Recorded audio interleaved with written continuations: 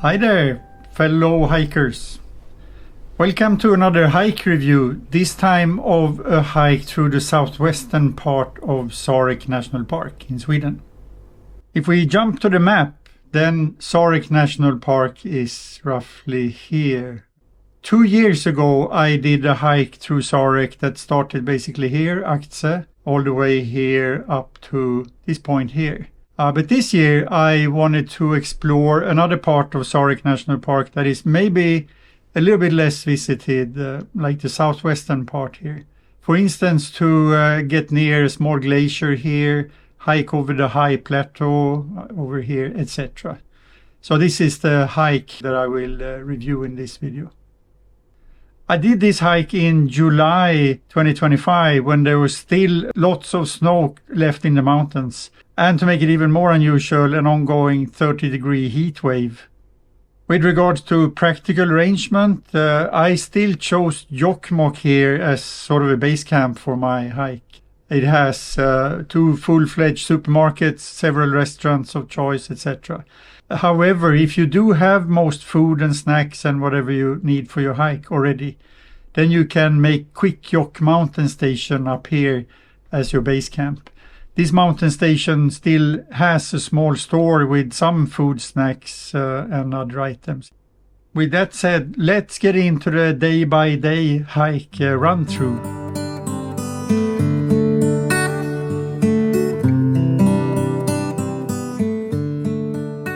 After a bus to Jokkmokk the previous day, my hike started here with a 9 a.m. boat ride across the river and sort of lake here.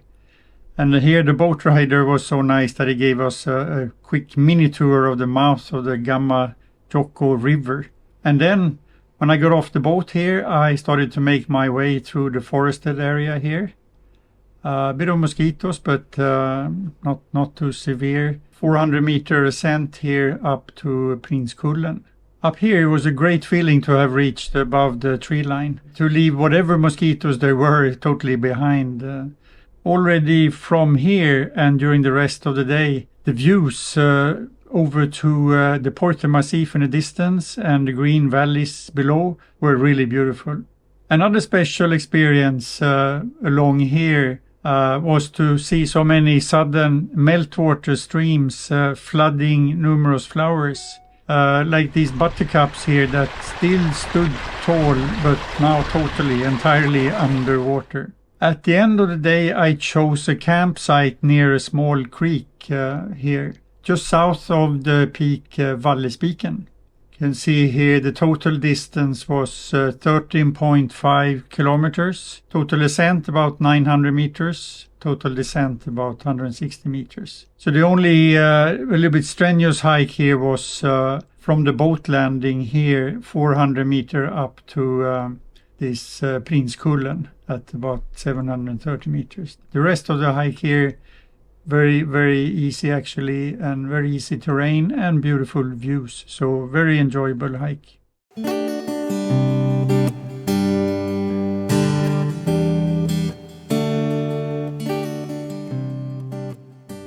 On day 2, the first half of my hike was along Valle Jokko River at about 1,000 to 1,100 meter altitude. From pre-hike discussions, I was already aware of the more than unusual amount of snow in Sarek in this month of July. Nevertheless, it felt kind of strange to be walking such long distances on snow at a mere altitude of maybe around 1,100 meters.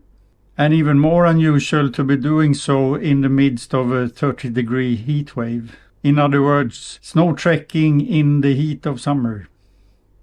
After this first snow pass here, if I may call it so, I descended to around 800 meters and crossed a tributary to Cholda Jokko, which I think would be named Ronas Jokko, even though it's not marked on the map as such. The afternoon brought some thunder and rain, so some welcome cooling, I would say. And the rain didn't stop until I finally pitched my tent at the camp for day 2. That said, thanks to my homemade Dyneema rain poncho and my tent that allows me to pitch the outer tent first and then get the backpack into the tent, slowly unpack, hang the inner tent, etc., I managed to stay dry for the remainder of the hike. If we then look at the profile of the hike, you can see here that total distance was 16.1 kilometer. Total ascent about 470 meter. Total descent about 670 meter. And the snow pass that I mentioned earlier was basically here at 1100 meter altitude. And here's the descent to 800 meter, crossing a river, and then finally reaching the campsite here. All right. All in all, this day 2 was also quite easy hike and quite enjoyable with nice views. And it was just the heat that was sometimes a little bit too much. But it was fairly easy to stay near a river or dip your feet in the meltwater or something to cool down a bit.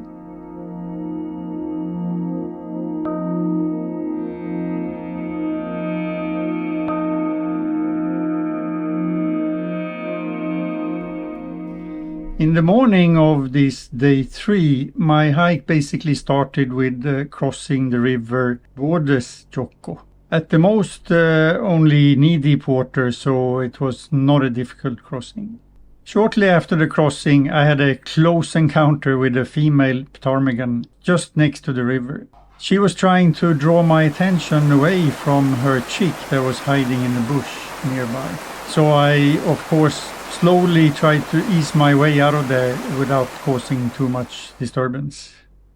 After I passed the lake of Guabrek here and turned northwest into Nyatsosvagge Valley here, my target was to stay as high up on the slope here of Tsatsa Mountain as I could, to be at least level with the southern end of the lake here, where I intended to camp.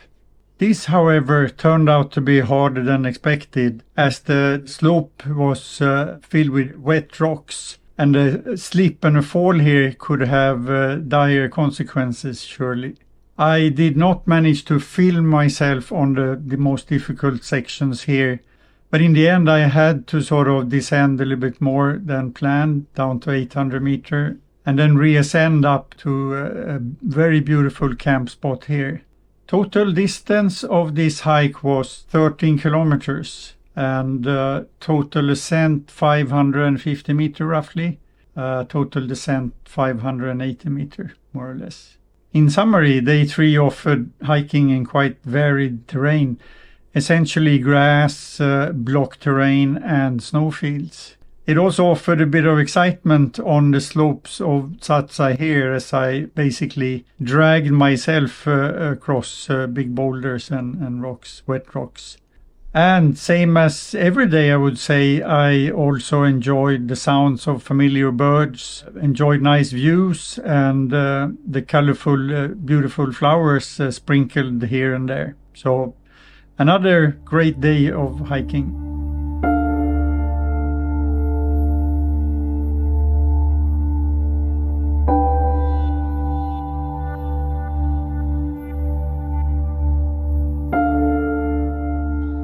Day 4 started with a mishap.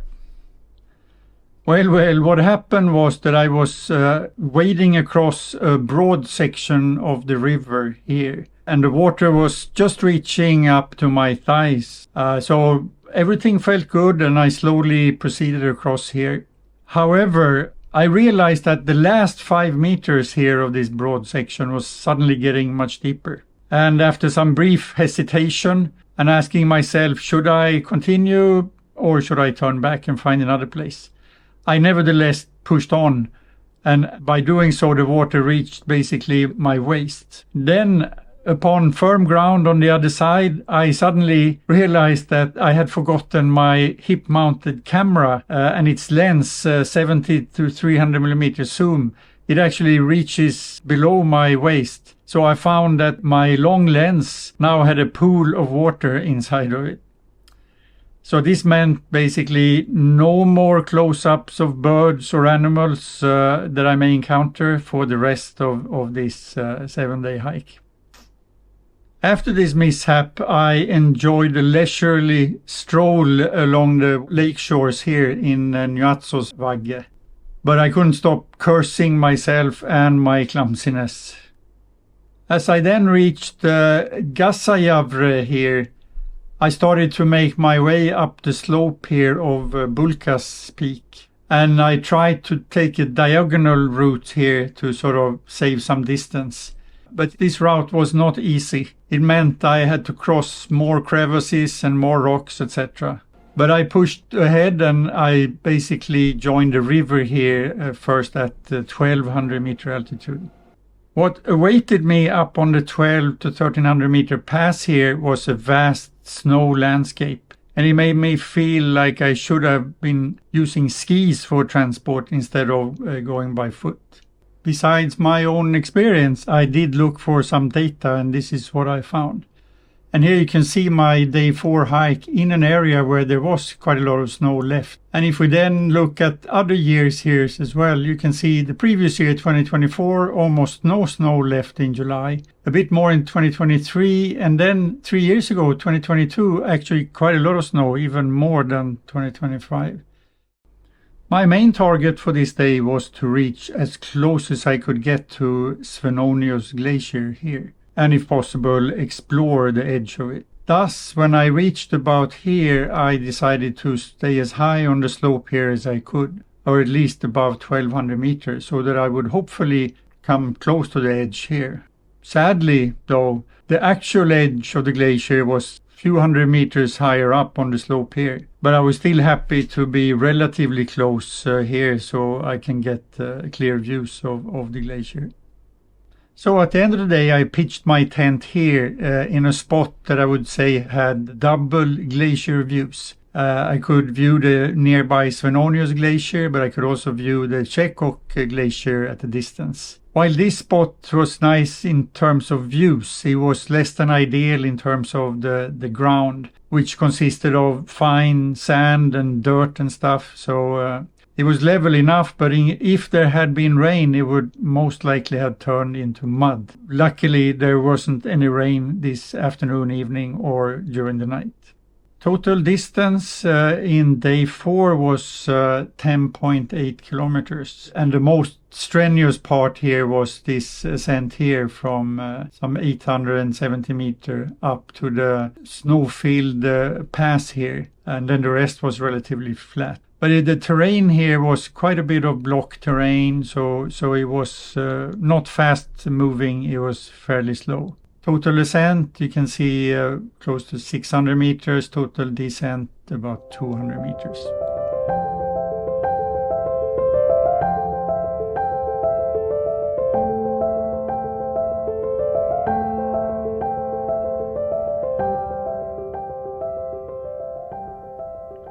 On this day 5, I fulfilled one of the key objectives with my visit to Sarek, namely to hike across the Porte high plateau Lotulakko. I must say that the whole area does feel very alpine in the full sense of the word. As I progressed across the high plateau, I saw the lake Lutojavre from about 500-600 meter distance here. However, it was so much snow surrounding the lake so that it wouldn't make a nice lakeshore snack break, so I just proceeded across the plateau. One of my observations during my hiking was how very dry a lot of the ground is. Not just today, but also on the earlier days throughout my hike. And it's a bit macabre how the ground is so dry, but just a few tens of meters away, there's lots of melt water that even cause flooding of flower fields, etc.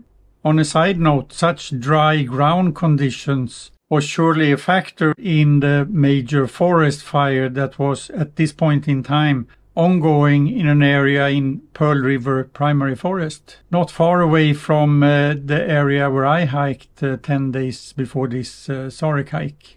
After my snow trekking across the high plateau, I headed down the Noidovagge Valley. Then, After having caught a glimpse of Loddebakte Peak and Rapa Edno Valley in the far distance, I turned right and headed up into Lulivagge Valley. On the way up in Lulivagge, I came across a couple of crevices that were so steep that I didn't want to take the risk to actually cross the snow within them. So I had to walk around those crevices. Reason being that when they're so steep, if you start to slip, it may be hard to stop your slide down into the valley below. At the end of the day, I pitched my tent here at one of the few level spots you can find in this valley at around 1120 meter altitude, roughly 200 meters in altitude below the high pass further to the south. Total distance on this day 5 was 16.1 kilometers. Total ascent 600 meter, total descent about 750 meter. And if you look at the profile here, you can see this part here, first half was mainly across the plateau until I started to head down here towards the valley, leaving the plateau. Nearer to Sarvesvagge, another long valley nearby, and then up Lulivagge here. And this may not look very steep, but it's quite a lot of block terrain and similar, so it's a fairly slow progress going uphill.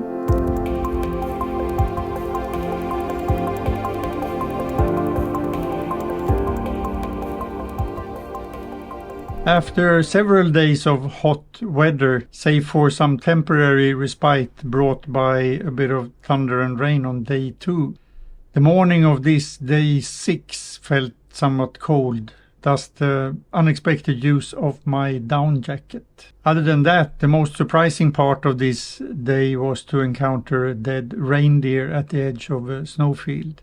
Later, after I had completed my hike, I reported the death to the State Veterinary Institute. In the brief email dialogue I had with the SVA, I learned that the Sami reindeer herders nowadays get the blanket compensation for reindeers killed by predatory animals. And it's a theoretical calculation based on inventory of predators like bear, lynx and wolverine in the area and the anticipated kill rate. At this point in my hike, I also had issues with degraded batteries for my GoPro camera.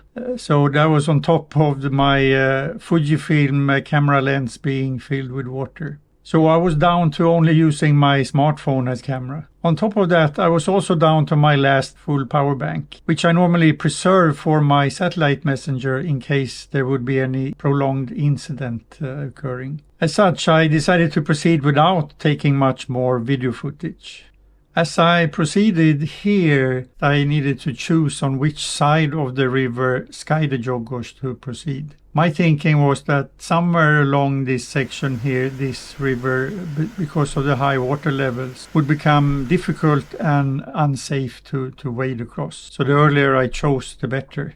And here I was also aware of the option of approaching the Bordejegna Glacier here near the edge, just around the whole river delta here, and then you can continue south. But I figured this would take longer time and perhaps be less safe as well. So I chose already here to stay on the northern side of Skaidejogos. And then proceeding here along Skaidejogos, my only concern here was, because of higher than usual water levels, how easy would wading across Jegnavagge Jogos be? But it turned out that thanks to it being fairly wide here, the water level was still not higher than about knee deep. So the wading across here was actually quite easy and very safe. Finally, I chose a camp spot down here after I had crossed the definitely unpassable Godojoko. I crossed it on a bridge here, and then I camped here on the slope near a small creek.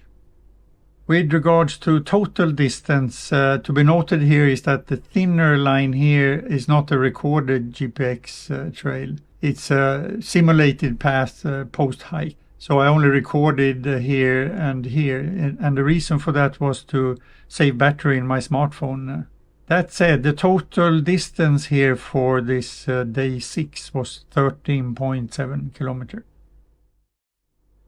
On day 7, with my main Fujifilm camera and my GoPro basically both out of action, and daydreams of an ice cold beer and a properly cooked dinner starting to appear more frequently, I decided to push on all the way here to Kvikkjokk. So in the end, I walked 28 kilometers to Kvikkjokk just because I couldn't stand to wait one more day to get a well-deserved ice-cold beer and a hot, yummy meal. To sum up, distance-wise, the total 7-day hike was 111 kilometers. Now, if you've made it this far, a big thanks for enduring my whole hike review. I hope it provided you with some useful info, and if you have any questions, don't hesitate to put those in the comment section. And finally, as always, happy hiking!